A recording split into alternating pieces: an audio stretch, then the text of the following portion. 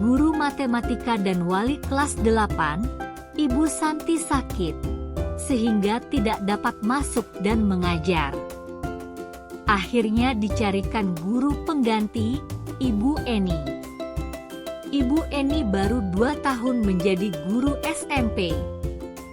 Beberapa murid perempuan, Vivi dan Natali, mengetahui hal ini dan mulai menggunakan kesempatan dan bersikap seenaknya, tertawa dan tidak mengindahkan kehadiran Ibu Eni.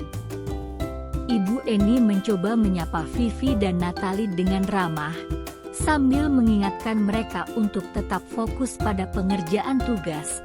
Ayolah tugasnya dikerjakan, nanti ibu ditegur bapak kepala sekolah kalau kalian tidak kerjakan tugas. Tolong bantu ibu ya. Namun Vivi dan Natali malah jadi tertawa, ah ibu, santai saja bu. Mereka tetap tidak mengerjakan tugas dan malah mengobrol.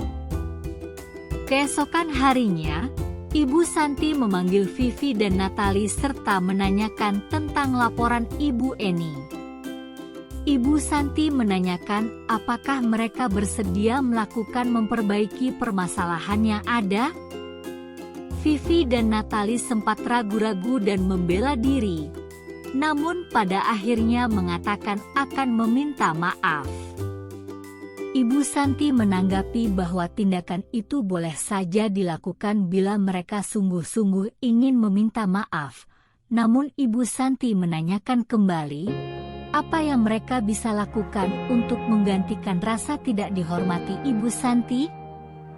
Baik Vivi maupun Natali mengakui bahwa perilaku mereka tidak sesuai dengan keyakinan kelas.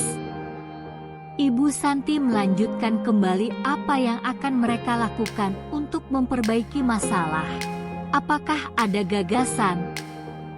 Setelah berpikir sejenak, Natali dan Vivi mengusulkan bagaimana kalau mereka mengadakan sebuah diskusi kelompok dengan teman-teman sekelasnya. Tema yang mereka pilih adalah penerapan keyakinan kelas, terutama tentang sikap saling menghormati dan bagaimana penerapannya di kehidupan sehari-hari di sekolah. Usulan kedua adalah mengirim email kepada Ibu Eni tentang gagasan mereka tersebut. Mereka pun memberitahu Ibu Eni bahwa mereka telah memberitahu kepala sekolah, Pak Hasan, bila lain waktu ada ketiadaan guru, maka mereka akan mengusulkan Ibu Eni sebagai guru pengganti. 1. Dalam kasus di atas, langkah-langkah restitusi apa saja yang sudah dijalankan oleh Ibu Santi? 2. Menurut Anda, apakah restitusi yang diusulkan Vivi dan Natali sudah sesuai dengan pelanggaran yang telah dibuat? Apakah langkah-langkah restitusi yang telah diusulkan mereka? 3. Dalam kasus di atas, posisi apakah yang telah diambil oleh Ibu Eni dalam menangani Vivi dan Natali? Jelaskan jawaban Anda. 4. Jika Anda adalah Pak Hasan, bagaimana Anda menyikapi langkah yang ditempuh Ibu Santi?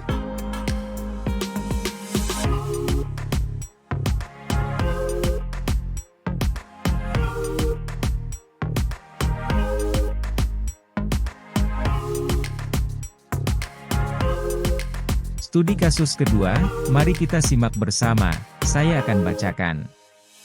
Sabrina hari itu bangun terlambat, dan terburu-buru sampai di sekolah. Dia pun akhirnya sampai di gerbang sekolah, tapi baru menyadari kalau tidak menggunakan sepatu hitam seperti tertera di peraturan sekolah. Di depan pintu kelas, Bapak Lukman memperhatikan sepatu Sabrina yang berwarna coklat. Sabrina berusaha menjelaskan bahwa dia terburu-buru dan salah mengenakan sepatu. Pak Lukman menanyakan Sabrina, apa peraturan sekolah tentang seragam warna sepatu? Sabrina menjawab sudah mengetahui sepatu harus berwarna hitam, namun terburu-buru dan salah mengenakan sepatu, selain tidak mungkin kembali pulang karena rumahnya jauh sekali. Pak Lukman tetap bersikeras pada peraturan yang berlaku dan mengatakan, ya sudah, kamu sudah melanggar peraturan sekolah. Kamu salah. Sudah terlambat, salah pula warna sepatunya. Segera buka sepatumu kalau tidak bisa mengenakan warna sepatu sesuai peraturan. Sabrina meminta maaf dan memohon kembali kepada Pak Lukman agar tetap dapat mengenakan sepatunya dan berjanji tidak akan mengulang kesalahannya. Namun Pak Lukman tidak mau tahu. Tidak, kamu telah melanggar peraturan sekolah. Kalau tidak sanggup ambil sepatu di rumah atau diantarkan sepatu ke sekolah, ya sudah, kamu tidak bersepatu saja seharian di sekolah. Sekarang copot sepatumu dan silakan belajar tanpa sepatu seharian. Sabrina pun dengan berat hati mencopot sepatunya dan memberikannya kepada Pak Lukman. Seharian dia tidak berani berkeliling sekolah karena malu, dan lebih banyak berdiam diri di kelas tanpa alas sepatu. Pertanyaan studi kasus tadi yang saya bacakan adalah: 1. Dalam kasus di atas, sikap posisi apakah yang diambil oleh Bapak Lukman? Jelaskan, apakah indikatornya? 2. Bila Bapak Lukman mengambil posisi seorang manajer, apa yang akan dikatakannya? Pertanyaan-pertanyaan seperti apakah yang akan diajukan ke Sabrina? Jelaskan. 3. Kira-kira bila Anda adalah kepala sekolah di sekolah tersebut. 4. Nilai kebajikan apa yang ingin dituju oleh peraturan harus berwarna hitam? 5. Bagaimana Anda menyikapi langkah yang diambil Pak Lukman mengenai kasus tersebut?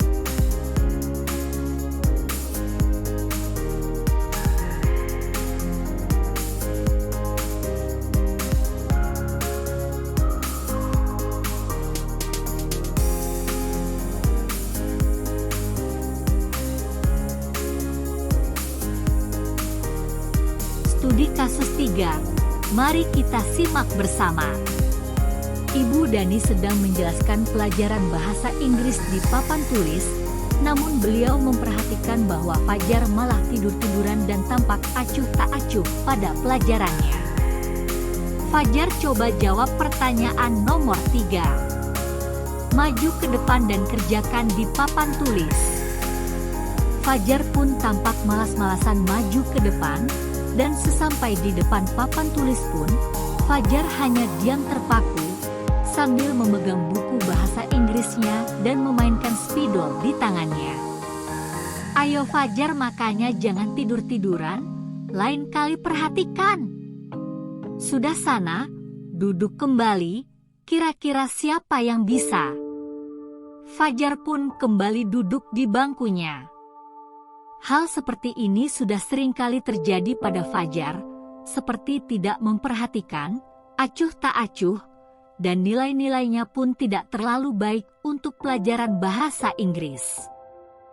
Pada saat ditegur oleh Ibu Dani, Fajar hanya menjawab, "Tidak tahu, Bu." Ibu Dani pun menjawab lirih, "Gimana kamu Fajar? Kamu tidak kasihan sama ibu ya? Ibu sudah capek-capek mengajarkan kamu." Tidak kasihan sama ibu, dan Fajar pun diam membisu. Berdasarkan kasus studi ini, ada beberapa pertanyaan. 1. Posisi kontrol apa yang diambil oleh Ibu Dani dalam pendekatannya kepada Fajar? 2. Membaca sikap Fajar, kira-kira kebutuhan apa yang diperlukan oleh Fajar?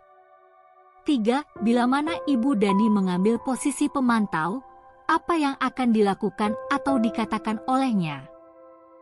Pertanyaan-pertanyaan seperti apa yang akan diajukan? Jelaskan.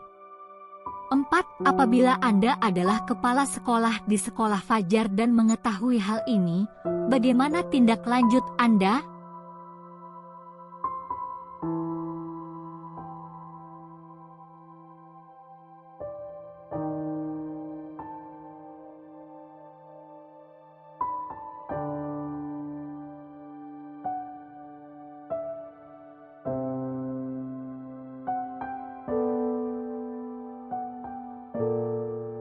Studi kasus 4, mari kita simak bersama.